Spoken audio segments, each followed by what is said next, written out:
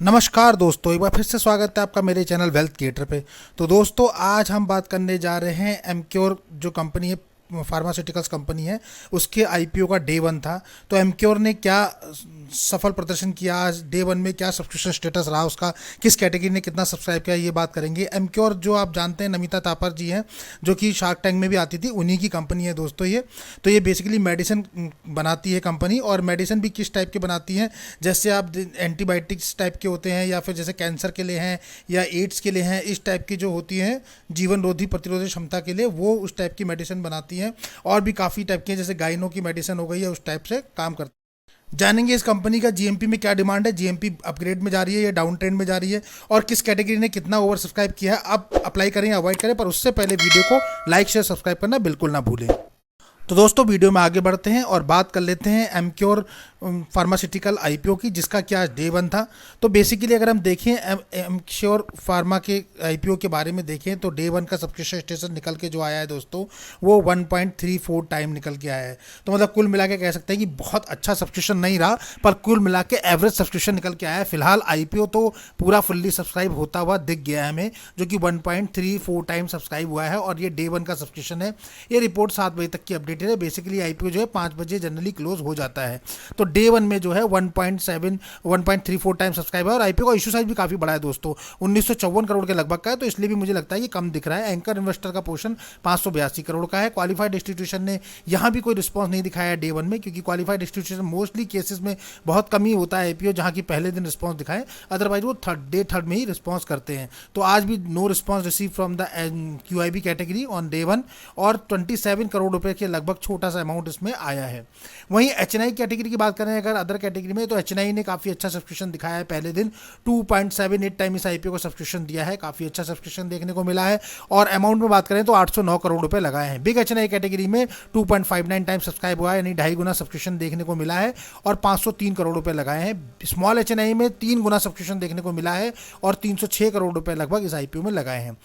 Retail category की अगर हम बात करें, तो रिटेल ने भी काफ़ी अच्छा सब्सक्रिप्शन देखा है, मतलब कि आप कह सकते हैं कि 1.46 टाइम यानी कि फुल्ली सब्सक्राइब हो चुका है, और 991 करोड़ रुपए लगाए हैं। एम्प्लॉय कैटेगरी में 2.34 टाइम सब्सक्राइब हुआ, और 25 करोड़ रुपए लगे हैं। टोटल 1.34 टाइम सब्सक्राइब हुआ है, और आईपीओ ने जुटा ली है 1853 करोड़ रुपए मार्केट से पहले ही दिन। पर टोटल इशू साइज की अगर हम बात करें कि टोटल इशू साइज कितना है इस आईपीओ का, तो वो आपको दिखाई दे रहा है 1952 करोड़ के लगभग का है, जो कि 1952 करोड़ के एवज में 1853 करोड़ रुपए ही कलेक्ट हुए हैं, यानी कि अभी भी आईपीओ अंडर सब्सक्राइब है। यानी आप बोल सकते हैं कि अमाउंट के टर्म में आईपीओ अंडर सब्सक्राइब है, लेकिन ओवरऑल आईपीओ की बात करें तो ओवर सब्सक्राइब हो चुका है आईपीओ। तो अमाउंट में मुझे लगता है वो भी हो जाएगा, क्योंकि काफी बड़ा आईपीओ है, 2000 करोड़ के नियर अबाउट का आईपीओ है, तो थोड़ा सा टाइम लगता है, पर फिर भी पहले दिन पूरा भर चुका है लगभग, बस अमाउंट के टर्म में थोड़ा सा पीछे है। अगर देखते हैं कि highest subscription of the day कहां से निकल के आया है, तो वो एचएनआई कैटेगरी से है दोस्तों। एचएनआई कैटेगरी ने करीबन 3.25 गुना से सब्सक्रिप्शन दिया है सबसे ज्यादा, उसमें भी स्मॉल एचएनआई ने ज़्यादा पार्टिसिपेट किया है। बाकी कैटेगरी भी फुल्ली सब्सक्राइब हो चुकी है, यानी पूरी कैटेगरी देखें तो सारी कैटेगरी अंडर सब्सक्राइब में कोई भी कैटेगरी नहीं है, सारी फुल्ली सब्सक्राइब है, सिर्फ अपना क्यूआईबी को छोड़ के। इस आईपीओ से रिलेटेड हमने डिटेल वीडियो बनाया है, जिसका लिंक डिस्क्रिप्शन में दिया है। इस कंपनी से रिलेटेड कंपनी क्या करती है, कंपनी के क्या फाइनेंशियल है, फंडामेंटली कंपनी कितनी स्ट्रांग है, और आगे चल के कंपनी के फ्यूचर प्लान क्या है, वो सब देखने के लिए आपको लिंक डिस्क्रिप्शन में दिया है, वहां जाके भी क्लिक करके देख सकते हैं, या फिर चैनल पर डायरेक्टली विजिट करके भी इस कंपनी के बारे में आप देख सकते हैं डिटेल से इन्फॉर्मेशन, जो कि हमने वीडियो बनाया हुआ है ऑलरेडी। अब दोस्तों बात कर लेते हैं कि कंपनी में जो शेयर होल्डर पैटर्न की अगर हम बात करें, कंपनी में अगर हम बात करें कि किसको कितना कंपनी ने रिजर्व कोटा रखा गया था, तो एंकर इन्वेस्टर का जो कोटा आपको दिखाई देगा वो करीबन 29.67 और क्यूआईबी का 19.78, तो दोनों का मिला के तकरीबन 50% का पोर्शन जो है वो इस कैटेगरी को दिया गया है कंपनी की तरफ से। एचएनआई कैटेगरी की अगर आप बात करोगे, तो वहाँ एचएनआई में भी 2 कैटेगरी आती हैं, जिसमें बिग एचएनआई को 9.89% और स्मॉल एचएनआई को 4.9%, यानी दोनों का मिला के 14.83 मतलब 15% के लगभग रफली दिया गया है। रिटेल कैटेगरी को 34.61% और इम्प्लाई कैटेगरी को 0.56%, यानी कि 35% के लगभग रिटेल के पास लगभग आया है। पर अगर आप इस तरह से ये आईपीओ 100% डिवाइड हुआ है, पर अगर आप देखेंगे जो इम्प्लाई कैटेगरी है वो रिटेल कैटेगरी के अंडर में ही आती है।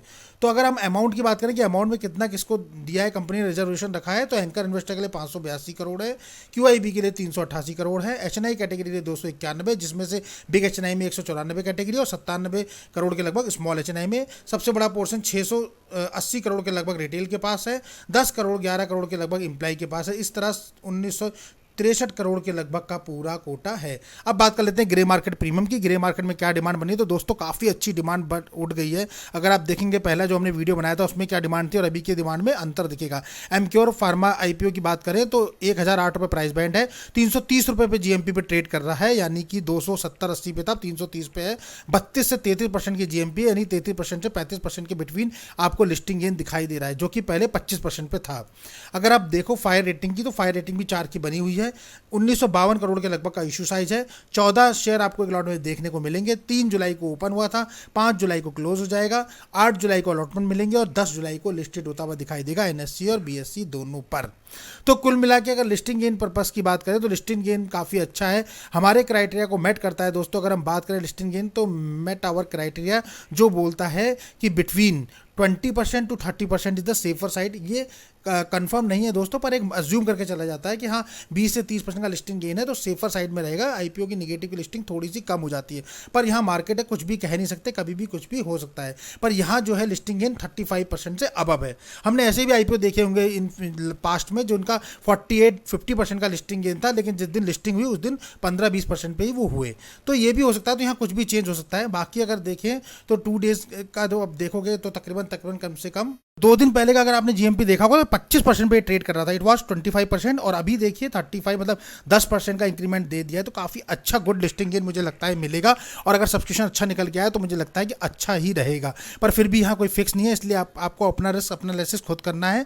और जो वैल्यूएशन है कंपनी ने वो बहुत हायर मांगी है, तो मतलब लिस्टिंग गेन के पर्पज से तो अच्छा है, पर वैल्यूएशन जो कंपनी ने मांगी है वो बहुत ही हायर वैल्यूएशन पे मांगा गया है ये आईपीओ। पर कुल मिला के देखा जाए तो ठीक ठाक है, मतलब आप लिस्टिंग गेन के पर्पज से तो अप्लाई कर सकते हैं, पर लॉन्ग टर्म के लिए आपको खुद ही डिसाइड करना होगा। और यहाँ कोई भी बाय और सेल का रिकमेंडेशन दोस्तों नहीं दिया जा रहा, कोई भी अप्लाई करने के लिए रिकमेंडेशन नहीं दिया जा रहा। आपको अपना रिस्क अपना एनालिसिस खुद करके और देखना है कि आप इसे कैसे रखेंगे। हमने सिर्फ यहाँ के फैक्टर बताए कि कंपनी क्या चल रही है, और ये एक अपडेट आपको दिया है कि कहाँ पर अभी है, कितना सब्सक्राइब हुआ है और क्या मार्केट में उसकी कंडीशन है। तो दोस्तों वीडियो अगर पसंद आए तो उसको लाइक शेयर और सब्सक्राइब करना बिल्कुल ना भूलिए। मिलते हैं अपने ऐसे ही अगले वीडियो में, तब तक के लिए नमस्कार।